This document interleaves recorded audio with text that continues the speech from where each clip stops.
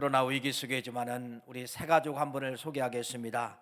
우리 숭이동에 사시는데 우리 이경복 권사님 어디 계시죠? 저 가운데 계시군요. 우리 박수로 환영하겠습니다. 감사합니다. 예.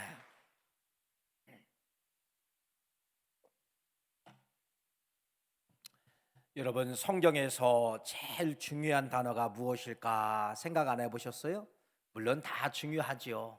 그러나 성경의 맨 앞장에 기록한 말씀이 무엇인가를 보면은 이 단어가 중요하구나라고 하는 것을 느낄 수가 있지요.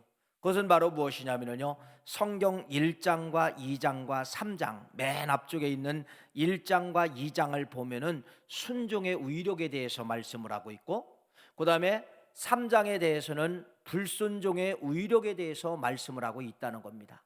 그러면 성경에서 제일 중요한 단어가 바로 뭐예요? 순종과 불순종이죠. 그러면 여러분, 천국과 지옥이 있어요. 천국과 지옥은 어떤 걸로 구분하냐면요, 순종하는 사람들은 어디 가는 거예요? 천국. 불순종하는 사람들은 어디 가는 거예요? 지옥.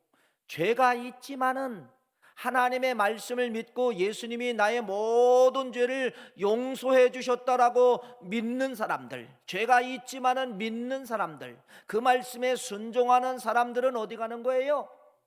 여러분, 천국에 간다가는 것을 말씀을 드리고, 지옥은 그럼 누가 가는 거예요? 불순종이잖아요.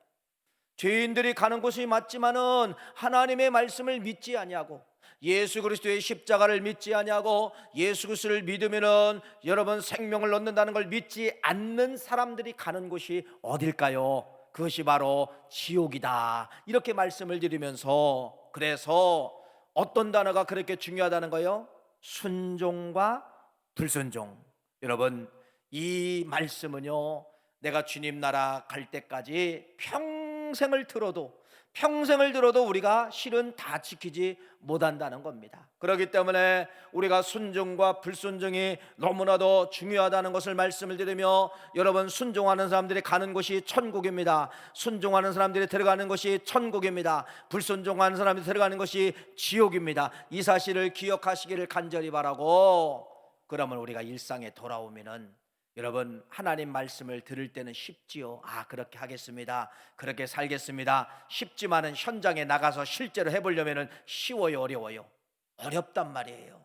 왜 어려울까요? 여러분, 나는 하고 싶지만은 누구의 방해가 있기 때문에. 저 지옥의 주인공인 사탄 마귀가 여러분들을 뭐하지 못하게 만드느냐? 순종하지 못하게 만들고, 불순종하게 함으로 말미암아 어디 가자는 겁니까? 내가 있는 곳으로 가자고. 그래서 여러분, 이 땅을 그래서 뭐라고 이야기하느냐? 영적 전쟁터라고 이야기를 하는 겁니다. 뭐와의 싸움이에요? 순종과 불순종과의 싸움이에요. 하나님의 말씀을 듣고 나는 순종하려고 마음에 다짐을 가졌지만은 사탄 마귀는 내 생각을 바꿔버립니다.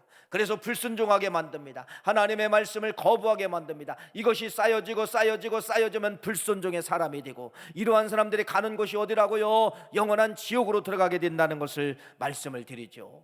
여러분, 창세기 2장과 창세기 3장, 2장은 아담과 하와의 순종입니다.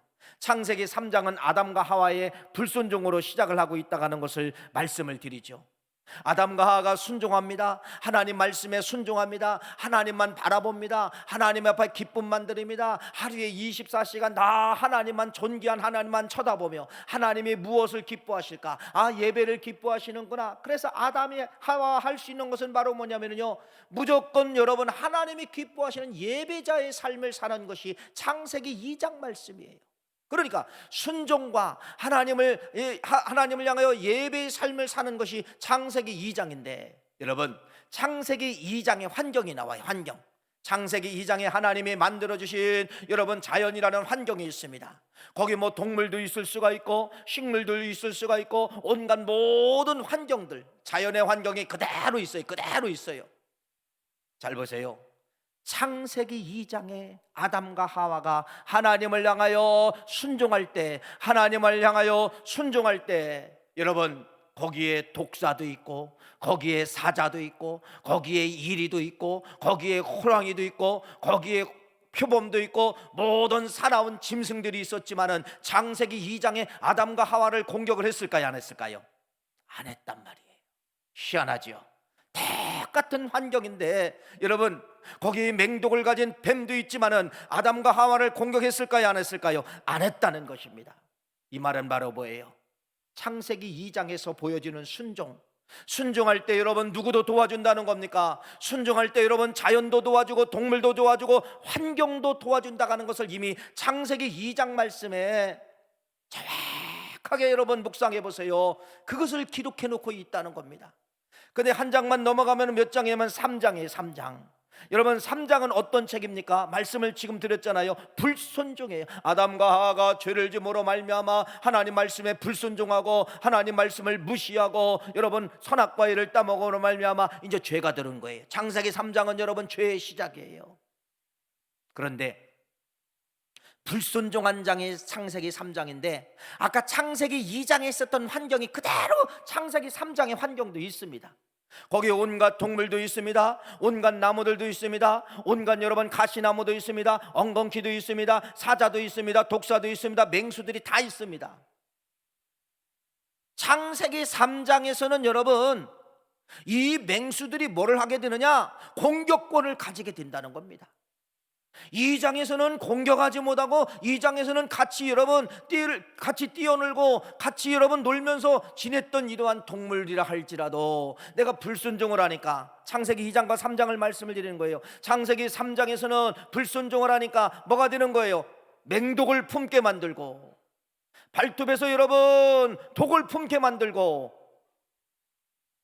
이렇게 똑같은 환경인데 똑같은 가시나무인데 2장에서는 찔리지를 않아요.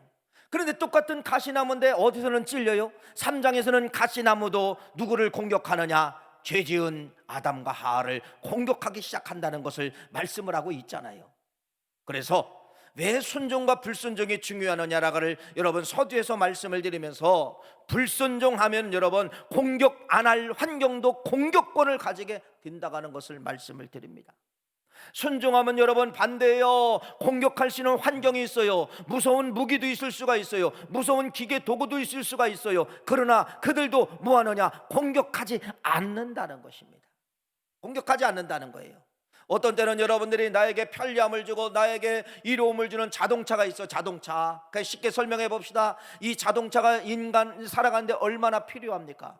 그런데 여러분 창세기 2장과 3장으로 해석을 드리면요, 어떤 때는 이 자동차가 나에게 이로움을 갖다 주고 편안함을 갖다 주고 어떤 때는 여러분 물질을 벌게 하는 도구가 되지만은 반대가 될 때가 있잖아요. 반대가 뭐예요? 공격할 때가 있다는 겁니다.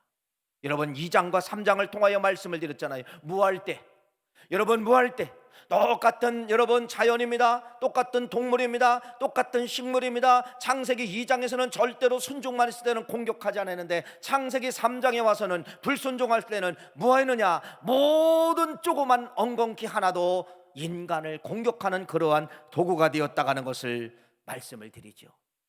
여러분 하늘나라에는 천사가 있습니다. 가브리엘 천서, 누시퍼 천사, 미가엘 천사, 이렇게 세 종류의 천사가 있는데 이 세 종류의 가브리엘, 미가엘, 누시퍼 세 종류의 천사가 있는데 각기 다 사명이 다 달라요. 그런데 누구만이 불순종하느냐? 누구만이? 누시퍼라는 이 천사, 누시퍼라는 이 천사는 하나님 말씀을 의심합니다. 하나님 말씀에 불순종합니다. 그러면서 여러분 불순종함으로 말미암아 그 누시퍼는 완전히 바꿔지게 되죠. 뭘로 바꿔졌어요? 사탄으로 천사에서 사탄으로 완전히 바꿔졌어요. 그래서 여러분 3분의 1의 그 권세를 가지고 이 땅에 내려와서 여러분을 공격하게 만드는 거예요. 억울하기 때문에 여러분들을 어디를 끌고 가려고, 여러분들을 어디를 끌고 가려고? 지옥을 끌고 가려고 지금도 누시퍼 사탄은 여러분을 공격하고 있다는 것을 기억해야 된다는 것입니다. 뭐예요? 누시퍼도 불순종 하나가 자기의 갖고 있는 모든 권력도 자기의 갖고 있는 모든 사명도 모든 걸 다 잃게 만든 것이 여러분 에스겔서 28장 말씀을 통하여서 우리에게 잘 말씀하고 있다는 겁니다. 불순종은 다 잃게 만드는 거예요. 하루아침에 쌓아놓았던 거, 여러분 평생 쌓아놓았던 거 다 잃게 만드는 거, 불순종 하나 단어가 다 잃게 만드는 것이 이게 무서운 불순종의 결과라는 것을 말씀을 드립니다. 여러분 사울왕 아시잖아요.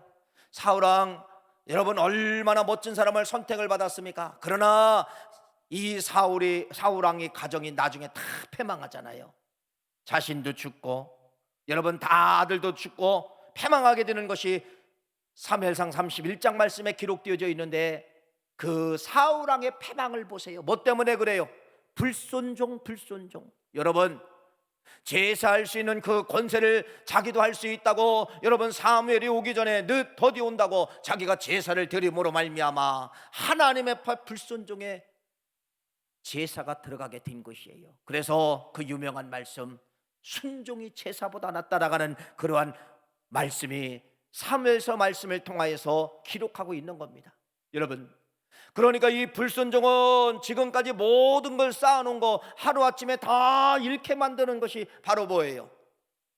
사울왕의 왕권도, 사울왕의 자식도, 사울왕의 계대도, 모든 것을 다 잃게 만드는 것이 불순종의 열매요 씨앗이라고 하는 것을 말씀을 드리는 것입니다. 이렇게 순종과 불순종이 너무나도 중요하고, 순종과 불순종이 너무나도 결과가 이렇게 많은 차이가 난다는 것을 말씀을 드리면서, 그래서 여러분 모세는 모세오경을 기록을 합니다.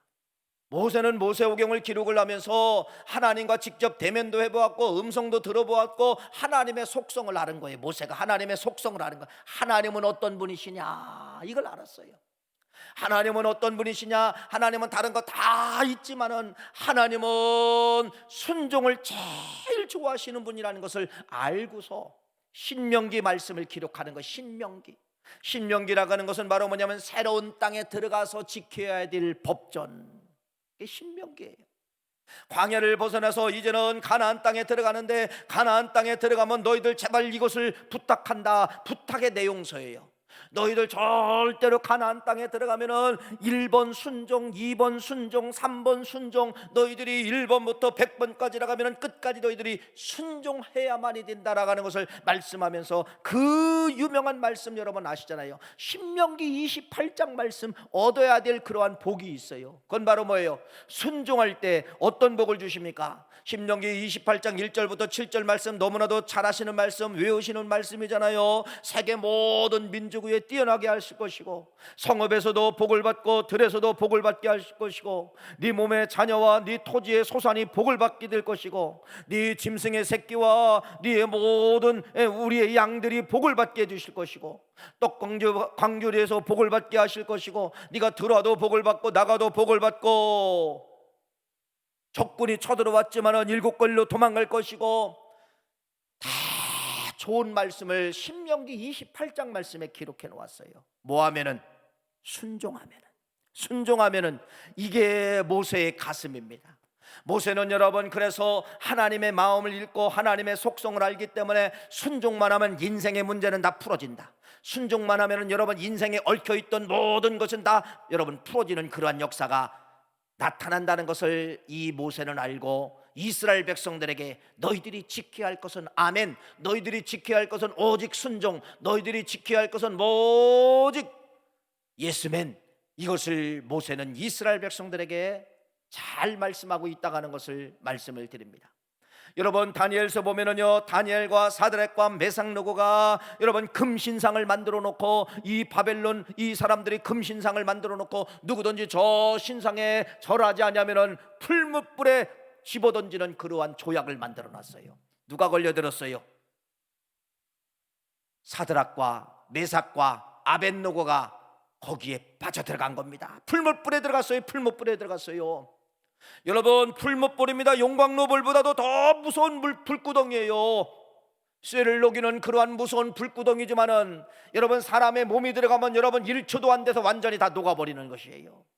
그런데 성경은 다니엘서 3장 말씀해 보니까 27절 말씀해 보니까 불탄 냄새도 없었더라. 할렐루야. 이게 바로 뭐예요?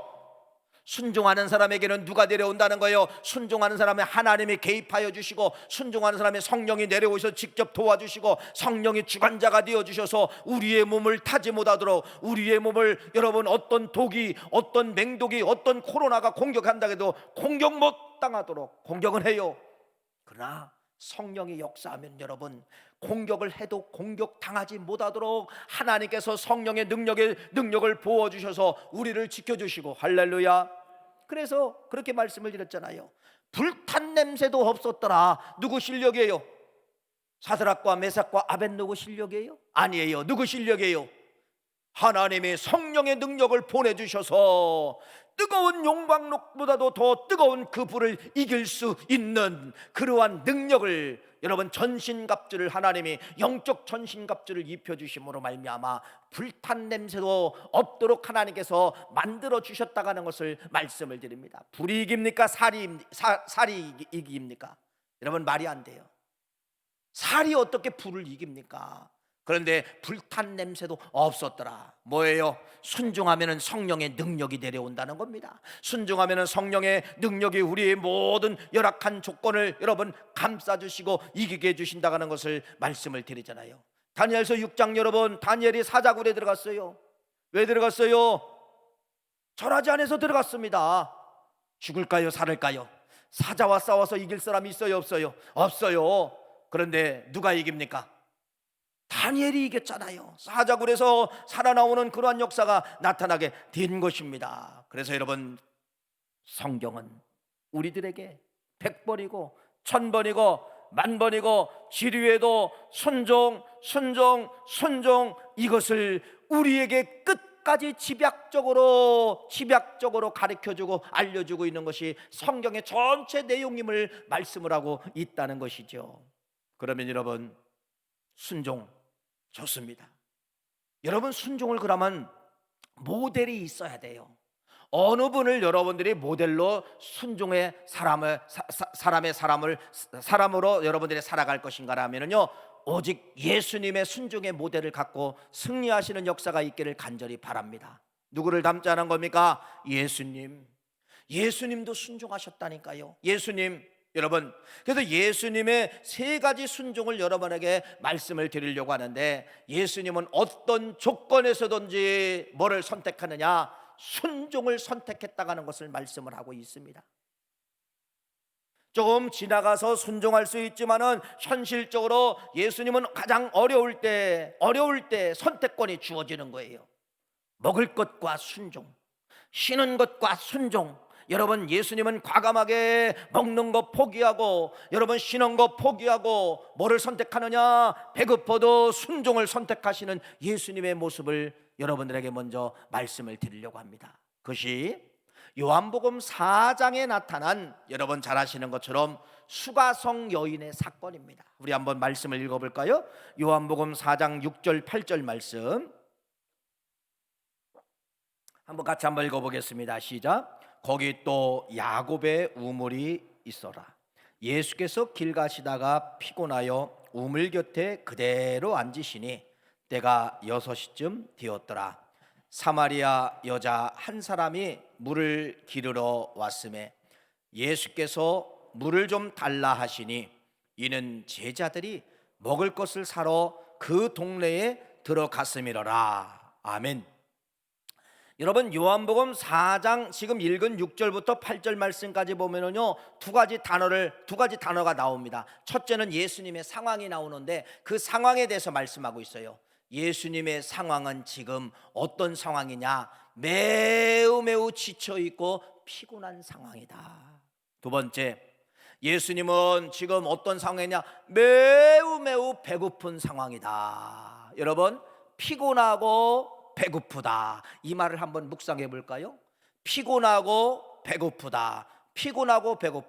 여러분이 피곤하고 배고플 때 어떤 일이 있어요. 어디 가야 된다든지 무엇을 해야 된다든지 이런 일을 여러분 할 수 있어요? 없어요? 안 됩니다. 인간의 기본 욕구는 여러분 먹는 문제가 해결되어야 그 다음 사명의 일이든 그 다음에 어떤 일이든 할 수가 있는 거예요. 인간이 여러분 피곤하면 어떤 일도 못하는 거예요. 그 일을 한다 할지라도 여러분 사고가 일어납니다. 피곤하니까 졸기 시작합니다. 피곤하니까 잠이 옵니다. 그러면 여러분, 기계를 만드는 사람은 여러분 사고 나게 되어 있어요. 운전해서 목적지까지 가야 됩니다. 피곤합니다. 배고픕니다. 그러면 여러분 목적지까지 못 가는 거예요. 그래서 휴게소 가서 일정량 쉬고서 다시 출발을 해야 목적지까지 갈 수가 있어요. 예수님의 상황입니다. 예수님은 지금 어떤 상황을 요한복음 4장 말씀은 기록을 하고 있어요. 피곤하다, 매우 배고프다, 피곤하다, 배고프다. 여러분, 피곤하고 배고플 때 여러분 상황을 말씀을 드립니다. 매우 피곤해요. 매우 배고파요. 말하고 싶어요. 말하고 싶지 않아요. 누구든 여러분 말하고 싶지 않습니다. 왜? 배고픈 상황 속에 또 에너지가 빠져나가기 때문에 누구든지 여러분 피곤하고 배고프면은요 말을 하고 싶지 않다는 겁니다. 말하고 싶지 않다는 거예요. 예수님은 여러분 우리하고 똑같은 성정을 가지신 분인데 지금 뭐라고 하느냐? 피곤하고 배고프다, 피곤하고 배고프다. 그 다음에 대상자가 누구냐면 사마리아 여자예요. 사마리아 여자. 유대인들은 사마리아 여자와 상종할 수 없습니다. 유대인들은 사마리아 여자 어떤 말도 걸을 수가 없습니다. 그런데 여러분 피곤하시고 배고프신 이 예수님께서 무엇을 하고 있느냐? 말을 걸고 있다가는 거예요. 말을 걸고 있다. 물을 좀 달라. 말을 걸고 있다는 것입니다. 또 사마리아 여자입니다. 사마리아 여자이기 때문에 여러분 유대인의 법에는 가까이 할 수 없어요. 말도 걸 수가 없어요. 예수님이 피곤하고 배고프고 사마리아 여자이기 때문에 말을 안 걸어도 누가 예수님에 대해서 잘못했다고 손가락 내밀 사람이 아무도 없었다는 겁니다. 손가락 내밀 이유가 아무도 없었다. 안 해도 돼요. 안 해도 돼요. 전도 안 해도 돼요. 아무것도 안 해도 돼요. 그런데 예수님은 이 여인에게 피곤하고 배고프지만은 뭐 했느냐? 말을 걸기 시작한 거예요. 먼저는 물을 달라 시작하면서 복음을 제시하기 시작을 했다는 겁니다. 피곤하고 배고픈데 여러분 말이 나와요. 피곤하고 배고픈데 예수님의 사명을 지금 감당을 해요. 복음을 전하고 있어요. 복음을 전하고 있어요. 이게 가능합니까? 여기 예수님의 순종이 나오는 거예요.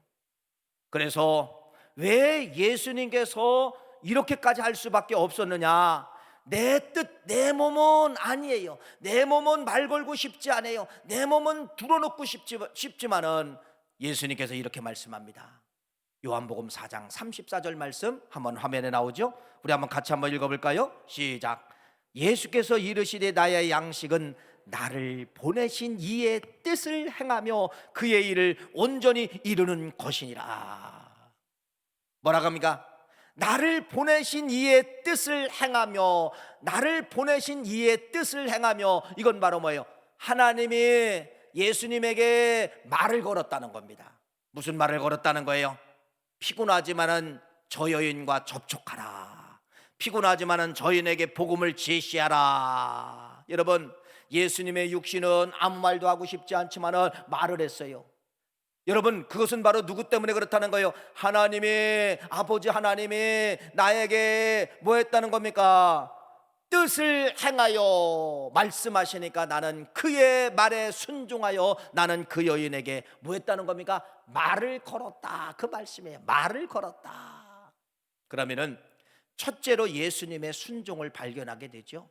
예수님의 순종은 바로 뭐냐면요, 인생의 욕구가 있어요. 먹어야 될 욕구, 잠을 자야 될 욕구, 쉬어야 될 욕구, 이런 욕구, 나의 기본적인 욕구까지도 여러분 비교할 때가 있어요. 너 기본적인 욕구를 먼저 할래? 순종을 먼저 할래? 이렇게 여러분 선택권이 찾아왔을 때 예수님은 뭐를 먼저 선택했다는 거냐? 내 기본적인 욕구까지 포기하며 순종을 선택했다는 것을 여기서 말씀을 하고 있다는 것이에요. 여러분, 이게 쉬운 일이 아닙니다. 살아가다 보면 이거 쉬운 일이 아니에요. 왜 예수님의 순종을 여러분에게 알려드리냐면, 여러분, 순종이 여기까지 가야 되는구나. 많은 사람들이 순종해야 될 일이 있으면 뭐라고 이야기하느냐?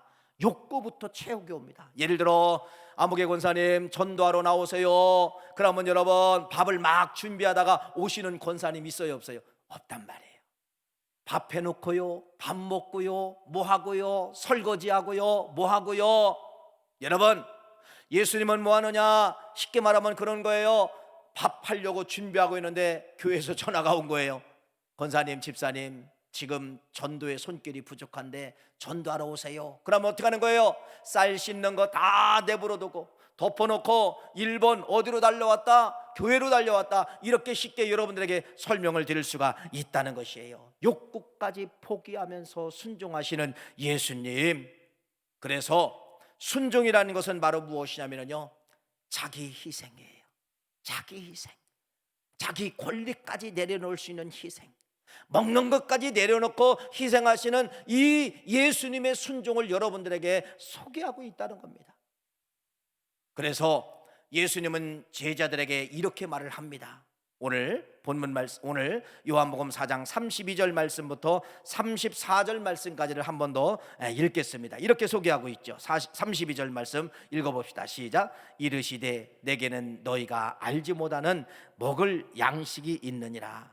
제자들이 서로 말하되 누가 잡수실 것을 갖다 드렸는가 하니 예수께서 이르시되 나의 양식은 나를 보내신 이의 뜻을 행하며 그의 일을 온전히 이루는 것이니라. 그러면서 이 제자들에게 양식을 설명하는 거예요. 제자들이 이제는 양식을 아마 사갖고 갖고 왔던지 구해져 온 거예요. 그러면서 뭐라고 이야기하느냐, 나는 너희들이 오기 전에 너희들이 알지 못하는 양식을 먹었다. 그럼 제자들이 깜짝 놀란 거. 예수님이 다른 음식을 드셨구나. 거기 33절 제자들이 서로 말하되 누가 잡수실 것을 갖다 드렸는가 하였습니다. 그랬더니 예수님이 뭐라고 하면 예수께서 이르시되 나의 양식은 나를 보내신 이의 뜻을 행하며 그의 일을 온전히 이루는 것이니라. 제자들이 생각한 것은 육의 양식이고 예수님이 말씀하시는 것은 육의 양식이 아니라 영의 양식을 말씀하는 거예요. 양식이 뭐예요, 여러분? 먹는 거잖아요. 사람이 먹지 않으면 죽습니다. 먹는 것은 여러분 어떻게 보면 생명이에요. 여러분이 지금 여기 살아계시다는 이 존재 이유는 바로 뭐냐면 지금까지 밥을 수백 공기 먹었고, 그렇죠? 어떤 음식을 몇 킬로를 드셨고, 그렇기 때문에 여러분들의 지금 이 몸이 여기까지 존재하고 있는 것이에요. 안 먹고는 여러분 여기 존재할 사람이 없다는 것입니다. 양식은 그래서 인간의 육신을 지탱하는 생명이에요. 생명. 예수님이 여기서 양식 설명하는 거예요. 뭐가 생명이라는 것이냐? 예수님은 제자들에게 지금 뭐를 하느냐? 순종이 양식이라는 겁니다. 순종이 육신을 살찌우는 것이 아니라 영을 살리고 영을 살찌우는 것이고 생명을 얻는 것이, 순종이 인생의 최고의 뭐가 되느냐? 양식이 된다는 거예요. 아까 서두의 말씀하고 연결해 보세요. 여러분, 순종하는 자가 천국 가지요? 순종하는 자가 생명을 얻지요? 맞습니다. 순종이 바로 뭐예요? 양식이에요. 영의 양식이에요. 영적 충만한 사람, 영의 양식을 채우는 사람이 어디 가게 되어 있느냐? 천국 가게 된다는 것을 말씀하면서, 당신들이 우리들이 육신의 몸을 입고 있지만은 배고픔은 음식을 찾는 것처럼 영을 살리고 천국 가는 길은 어떤 것이 양식이냐? 순종이 여러분 천국 가는 길이고, 순종이 여러분 영을 만족하는 양식이라고 하는 것을 예수님께서 요한복음 4장 수가성 여인을 통하여서 제자들에게 그것을 정확하게 가르치고 있다는 것입니다. 여러분, 두 가지 말씀을 드렸죠. 예수님은 심지어 뭐까지 희생했다는 거예요? 당신이 채워야 될 그 생존 욕구, 먹는 것, 쉬는 것까지도 포기하고 하나님이 말씀하시니까 그 여인에게 대화를 하기를 시작했다는 것을 여러분에게 말씀을 드린 것이에요. 생존 욕구까지 포기하시고 순종을 선택하시는 이 예수님의 모습, 그 순종이 무엇이냐? 영을 살찌게 만들고 그 순종만이 영원한 생명의 길로 들어갈 수 있다는 것을 요한복음 4장 말씀을 통하여서 잘 말씀을 이제 하고 있습니다.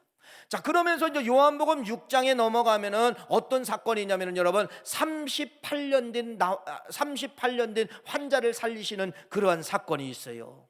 여러분이 잘 아시나? 요한복음 5장 말씀에 여러분 38년 된 환자를 살리게 되는데, 중요한 것은 바로 뭐냐면요, 이 날이 어떤 날이다? 안식일이라고 성경은 기록을 하고 있어요. 안식일이다. 안식일 날.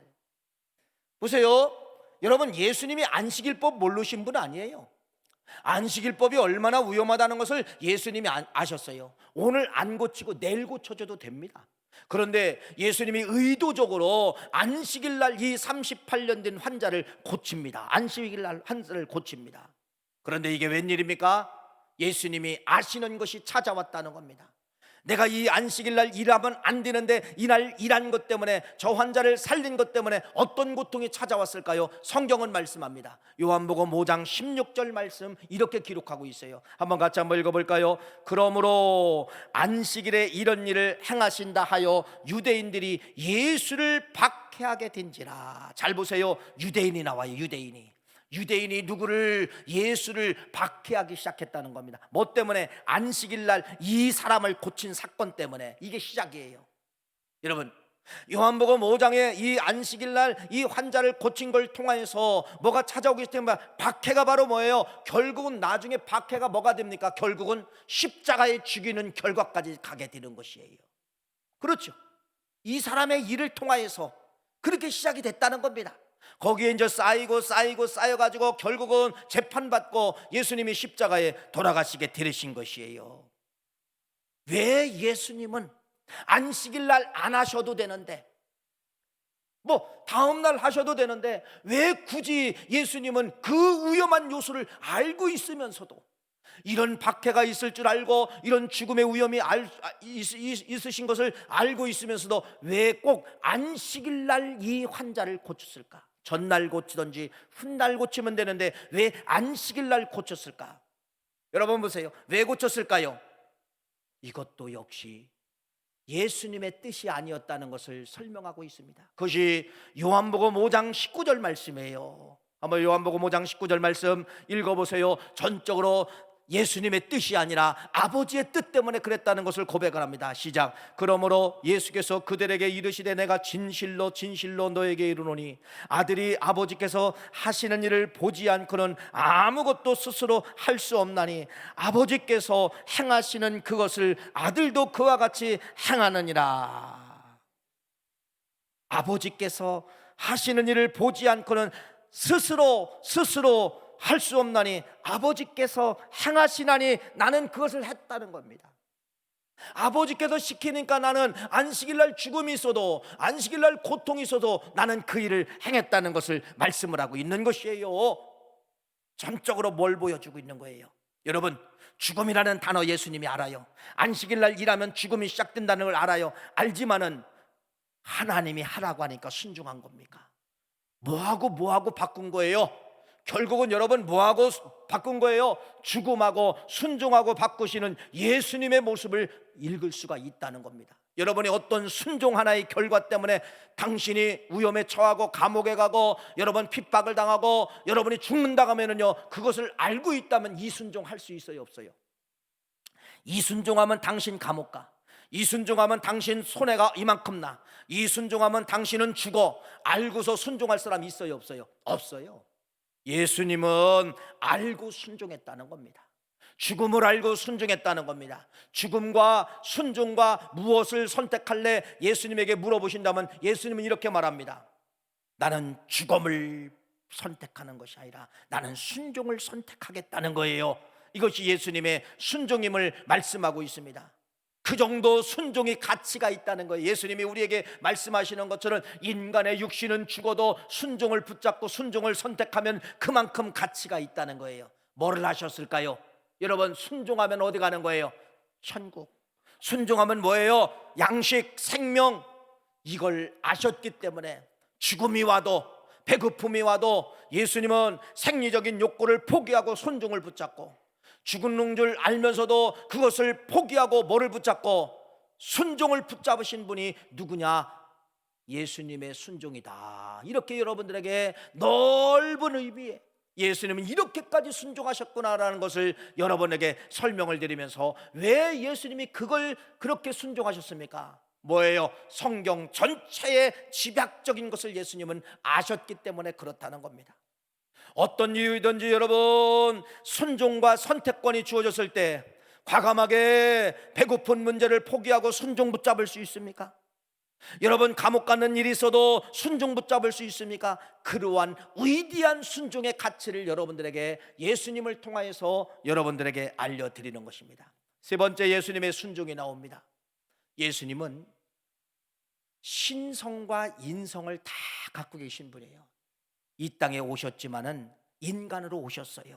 그런데 예수님은 신성을 알고 있어요. 그러니까 신성을 가지고 있어요. 다 아신다는 거예요. 다 아신다는 거예요. 다 아신다는 거예요. 그것이 바로 뭐냐면 여러분, 예수님이 12명의 제자를 선택합니다. 예수님의 제자를 선택하는데 그 속에 누가 있는 걸 알아요? 가룟 유다. 저 가룟 유다는 나를 배신할 거라는 걸 예수님은 선택하기 이전에 알고 있었어요. 알고 있었어요. 그런데 예수님은 알고 있었지만은 뭐였느냐? 선택하셨다는 겁니다. 왜 선택했을까요? 여러분, 누가복음 6장 12절부터 15절 말씀, 예수님은 12명의 제자를 선택하기 전에 먼저 기도하십니다. 같이 한번 읽어볼까요?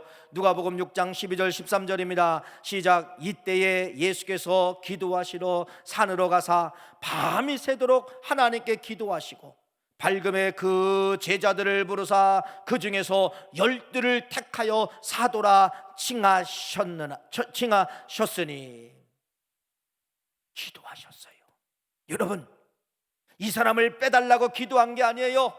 가룟 유다를 빼달라고 기도한 게 아니에요. 가룟 유다 상황을 알고 있어요. 예수님은 기도했습니다. 기도하고 아멘하고 순종하고 12명의 사람의 이름을 부르게 되는 것이에요.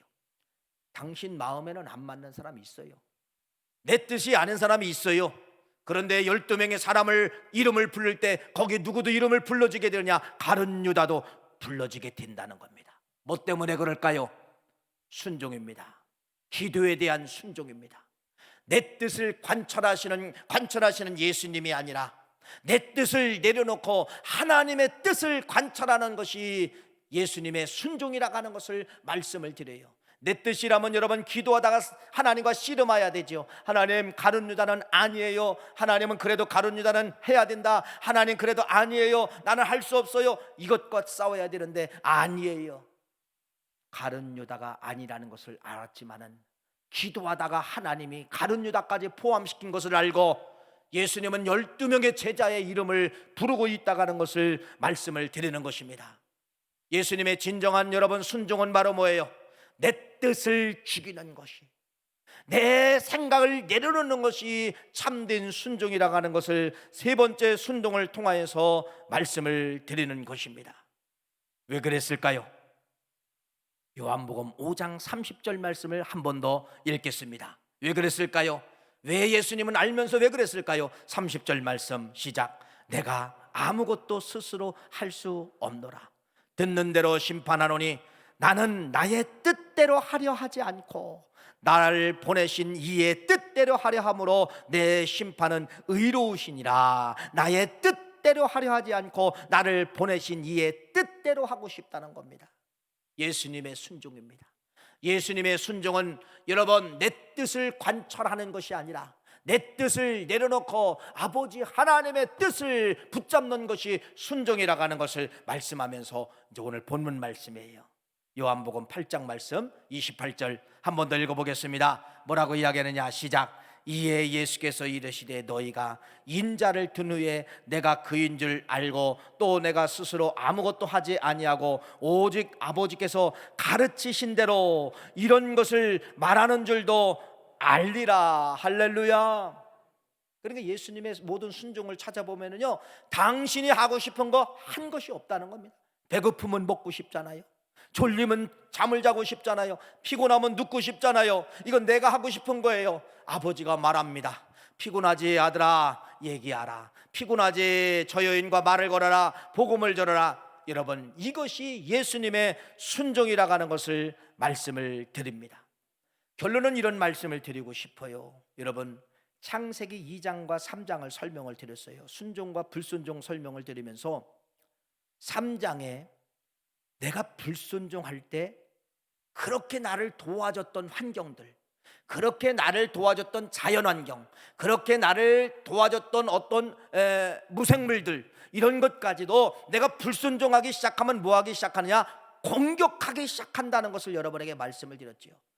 그게 3장에 나와 있어요. 그러면서 성경 어디 가든지 불순종할 때 보세요. 불순종할 때 공격권이 나옵니다. 여러분이 잘 아시는 민수기 21장 말씀에 보면은요, 이스라엘 백성들이 하나님과 모세를 향하여 원망합니다. 원망이 바로 뭐예요? 불순종하는 거예요. 손가락질하는 거예요. 그때 뭐가 내려오죠?